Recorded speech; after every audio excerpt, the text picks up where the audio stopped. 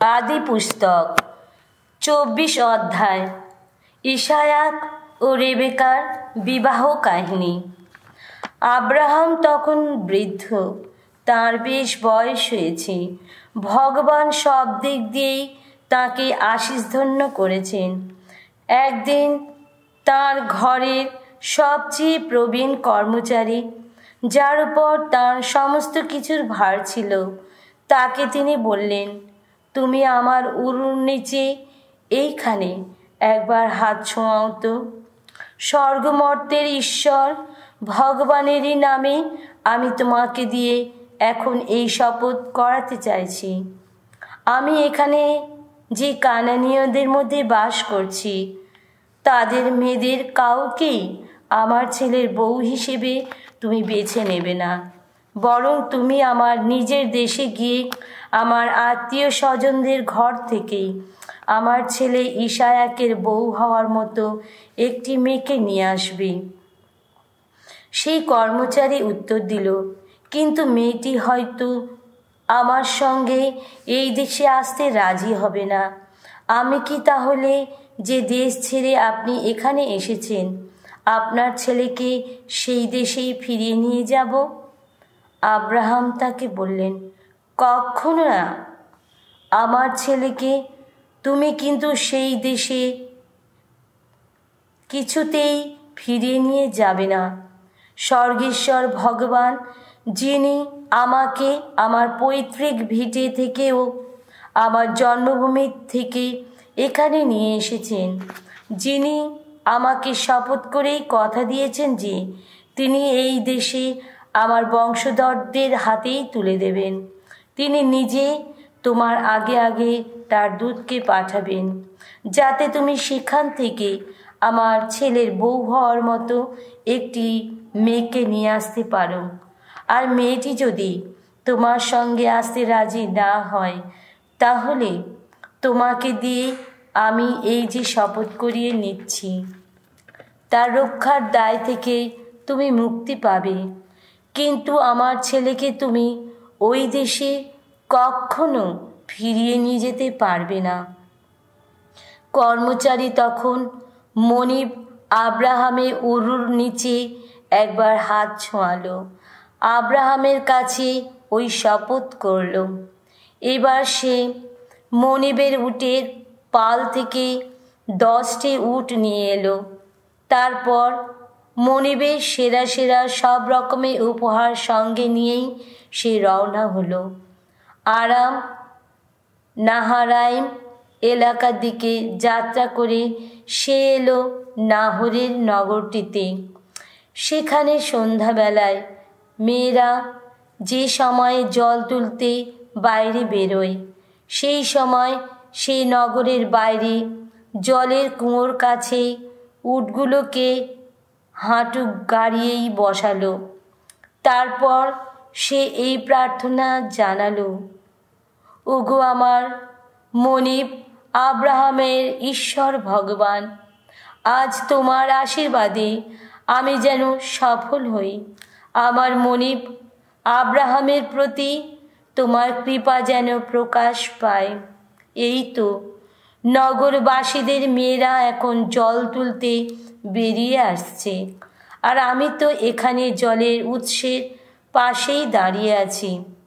ওগো, এমনটি হতে দাও, আমি যে মেয়েকে বলবো তোমার কলসি নামিয়ে আমায় একটু জল খেতে দেবে কি? সে যদি দেয়, খান আপনি, তারপর আপনার উটগুলোকেও জল দেব। তাহলে সে যেন সেই মেয়েটি হয় যাকে তুমি আমার সেবক ইসায়াকে বউ হওয়ার জন্য নির্দিষ্ট করে রেখেছ। এইভাবে আমি বুঝতেই পারবো আমার মনিবের প্রতি কৃপাই দেখিয়েছ তুমি। সে হয়তো তখনও তার প্রার্থনা শেষ করেনি। এমন সময় বেথুলের মেয়ে রেবেকা কাঁধে কলসি নিয়ে বেরিয়ে এলো। এই বেথুলে ছিলেন আব্রাহামের ভাই নাহরের স্ত্রী মিলকারই পুত্র। রেবেকা দেখতে বেশ সুন্দরী ছিল।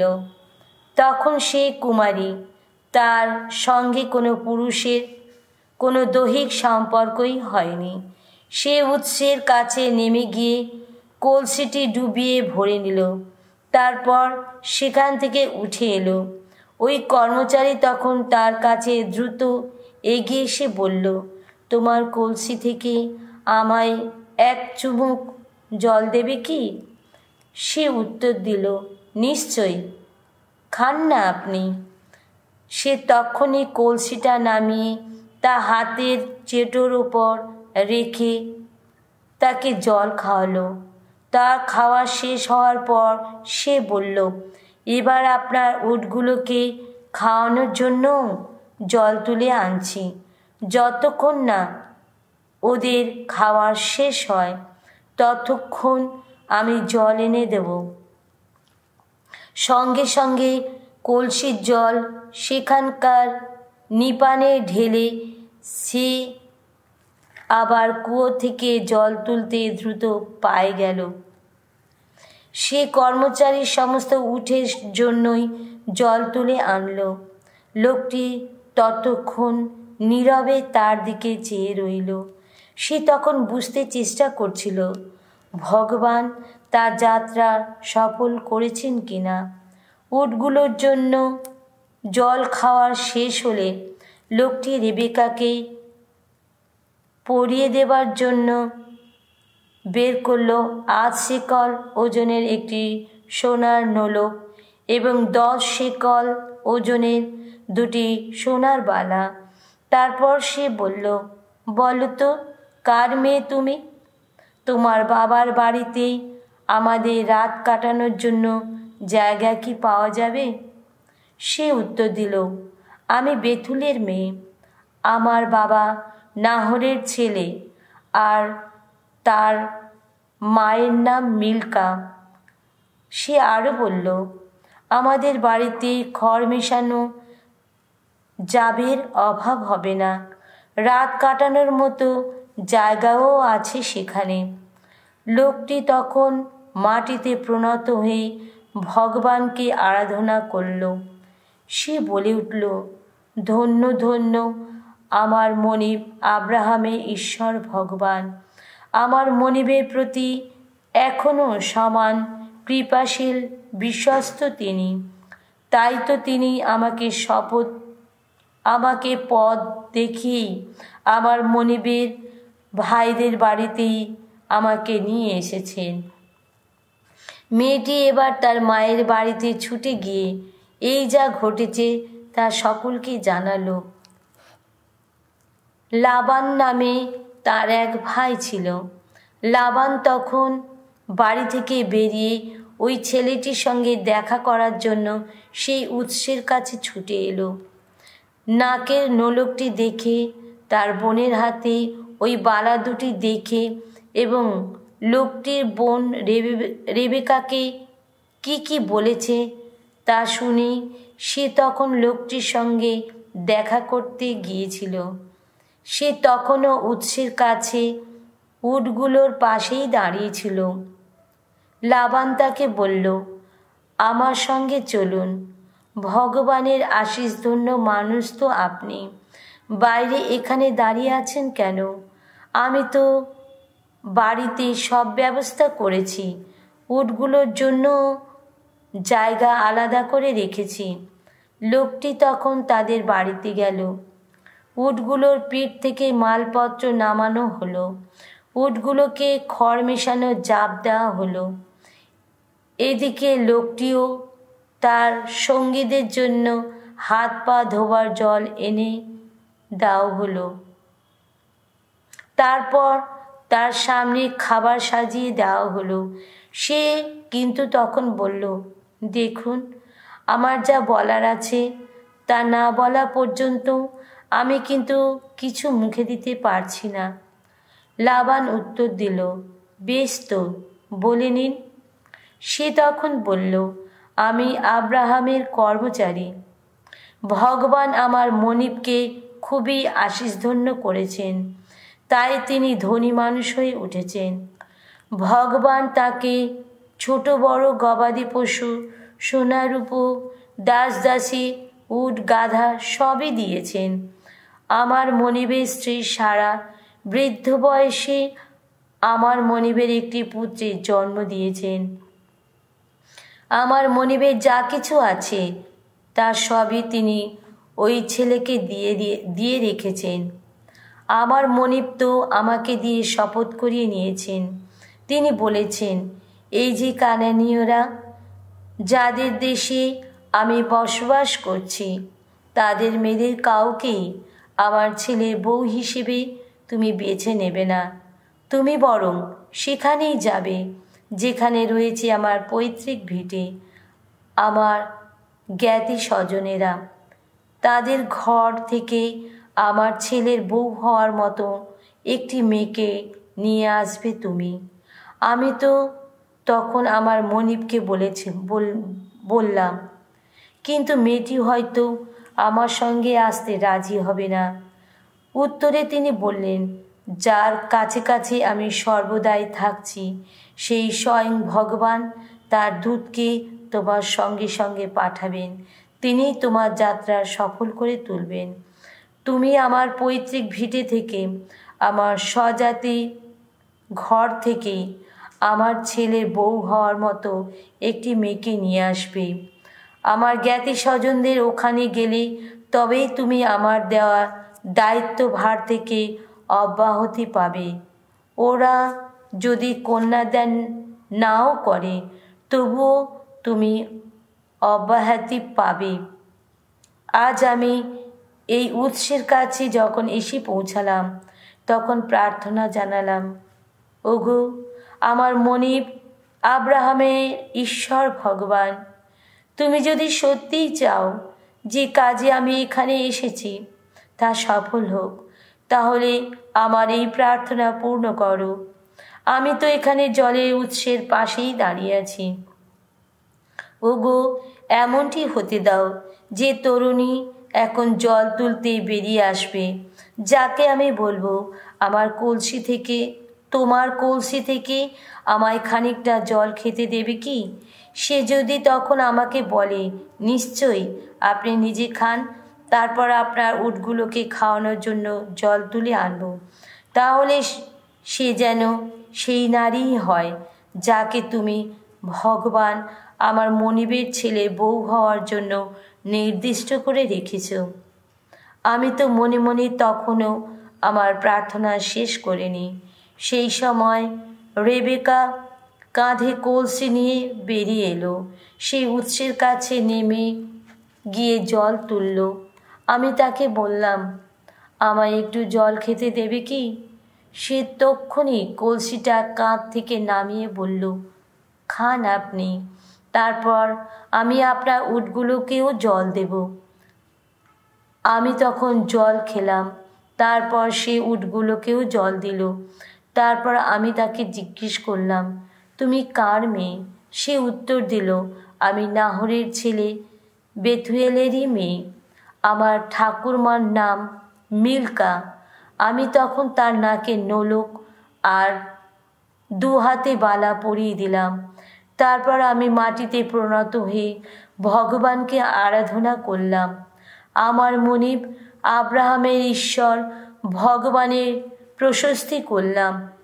তিনিই তো আমাকে ঠিক পথে নিয়ে এসেছেন, যাতে আমি আমার মনিবের ছেলের বউ হিসেবে তার ভাইয়ের মেয়েকে বেছে নিতে পারি। এবার আপনারা যদি আমার মনিবের প্রতি আত্মীয় সুলভ যথার্থ ভালোবাসার প্রমাণ দিতে রাজি থাকেন, তাহলে আমাকে স্পষ্টই তা বলুন। আর যদি নাই থাকেন তাও স্পষ্ট করে বলুন, সেক্ষেত্রে আমি না হয় অন্য কোথাও যাব। তখন লাবান আর বেথুয়েল উত্তর দিলেন, এই যা কিছু ঘটেছে তা ভগবানই তো ঘটিয়েছেন, আমাদের মতামত দেবার কোনো প্রশ্নই ওঠে না। এই তো রেবেকা আপনার সামনেই রয়েছে, ওকে আপনি নিয়ে যান। ভগবান যা স্থির করে রেখেছেন সেই মতোই ও আপনার মনিবের পুত্রবধূই হোক। তাদের কথা শুনে আব্রাহাম ওই কর্মচারী মাটিতে মাথা ঠেকিয়ে ভগবানকে প্রণাম করল। তারপর সে সোনার উপর নানা জিনিসপত্র এবং নানা জামা কাপড় বার করে রেবেকাকে দিল। তাছাড়া সে রেবেকার ভাই ও মাকেও মূল্যবান নানা উপহার দিল। তারপর সে ও তার সঙ্গীরা খাওয়া দাওয়া সেরে নিল আর সেখানেই রাতটা কাটালো। পরের দিন সকালে তারা যখন উঠল তখন কর্মচারী বলল, এবার অনুমতি দিন, আমি আমার মনিবের কাছে ফিরে যাই। উত্তরে রেবেকার ভাই ও মা কিন্তু বললেন, মেয়ে বরং আমাদের কাছে আরও দিন 10 থেকে যাক, তারপর আপনি না হয় রওনা হবেন। সে উত্তর দিল, ভগবান যখন আমার এই যাত্রা সফল করেছেন, আপনারা আমার বিলম্ব ঘটাবেন না। যাওয়ার অনুমতি দিন, যাতে আমি আমার মনিবের কাছে ফিরে যেতে পারি। তারা তখন বললেন, আমরা বরং মেয়েকে ডাকি, তার কি ইচ্ছে জেনে নিই। তারা রেবেকাকে ডেকে পাঠিয়ে জিজ্ঞেস করলেন, তুমি কি এখন এর সঙ্গে যেতে রাজি আছো? রেবেকা উত্তর দিল, রাজি আছি। তখন তারা তাদের স্নেহে রেবেকাকে আর সেই সঙ্গে তার ধাইমাকে আব্রাহামের সেই কর্মচারী ও তার লোকজনদের সঙ্গে যেতে দিলেন। সেই সময় তারা এই বলে রেবেকাকে আশীর্বাদ করলেন, তুমি আমাদের বড় প্রিয়জন, কোটি কোটি মানুষের মা হও তুমি। তোমার বংশধরেরা যেন তাদের প্রতিপক্ষের নগরদ্বার দখল করে নিতে পারে। তারপর রেবেকা ও তার দাসীরা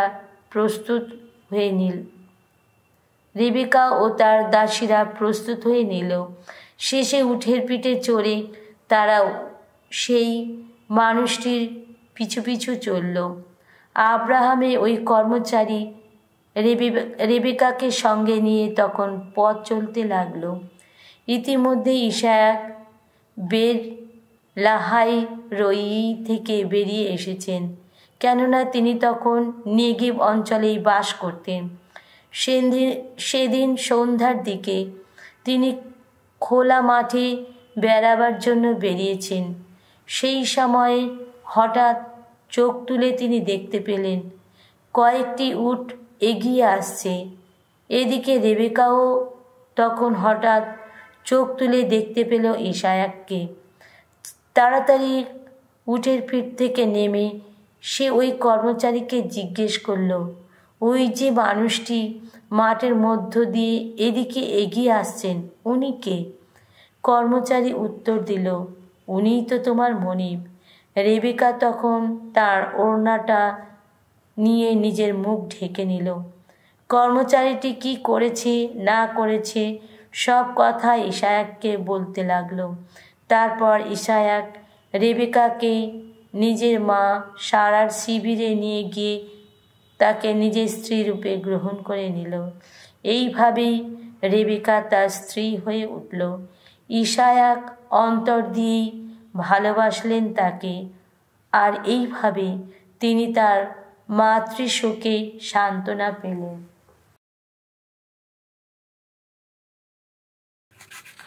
সামসঙ্গীত 17। হে ভগবান, শোনো তুমি ন্যায়ের মিনতি, আমার এই ব্যাকুল চিৎকার মন দিয়ে শোনো একবার। আমার এই আবেদনে একবার কান দাও তুমি। ওগো, আমার ওষ্ঠাধরে নেই যে ছলনা, তোমার মুখ থেকেই যেন শুনতে পাই আমার বিচার। যেখানে যা কিছু নেয় তোমার দৃষ্টি তা যে দেখতেই পায়। কখনো যাচাই করে দেখো যদি আমার অন্তর, দেখতেই আসো যদি রাতের আধারে, অগ্নি পরীক্ষায় যদি ফেলোই আমায়, তবুও আমার মধ্যে অন্যায় কিছুই খুঁজে পাবে না কো তুমি। অন্য মানুষের মতো পাপ কথা বলিনি কখনো। তোমার নির্দেশ আমি রেখেছি স্মরণে, হিংস্রতার পথ থেকে দূরেই থেকেছি।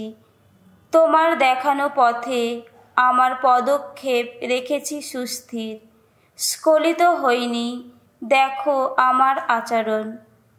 হে ঈশ্বর, সাড়া দেবে তুমি, তাই আমি ডাকি। কান পেতে শোনো, শোনো তুমি আমার মিনতি। দেখাও তোমার সেই অপার করুণা, শত্রুর হাত থেকে শরণার্থী মানুষকে তুমি যে করো উদ্ধার। নয়নতারার মতো আমায় রক্ষা করো তুমি, তোমার পক্ষ ছায়ে আমায় লুকিয়ে রাখো তুমি।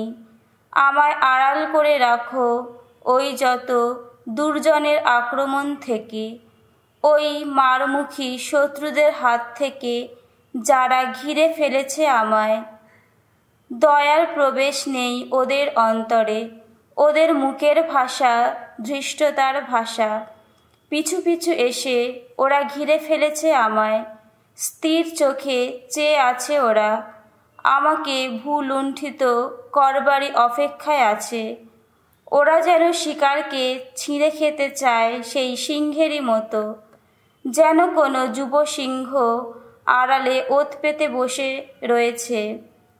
ওগো ভগবান, ওঠো ওঠো তুমি, ওদের সামনে এসে দাঁড়াও একবার। খড়গের আঘাত হেনে দুর্জনের হাত থেকে বাঁচাও আমায়। নিজের হাতেই তুমি, ওগো ভগবান, বাঁচাও আমায়। ওই অমন মানুষের হাত থেকে, ওই মর্ত মানুষেরই হাত থেকে, যাদের ভাগ্যে আছে নিতান্তই পার্থিব সুখ, যা তুমি ওদের জন্যে সঞ্চিত রেখেছ, তা দিয়েই ওদের ক্ষুধা মিছিয়ে দাও তুমি। ওদের সন্তান যারা, তাদেরও খাওয়ার আশ তাতে মিটে যাক।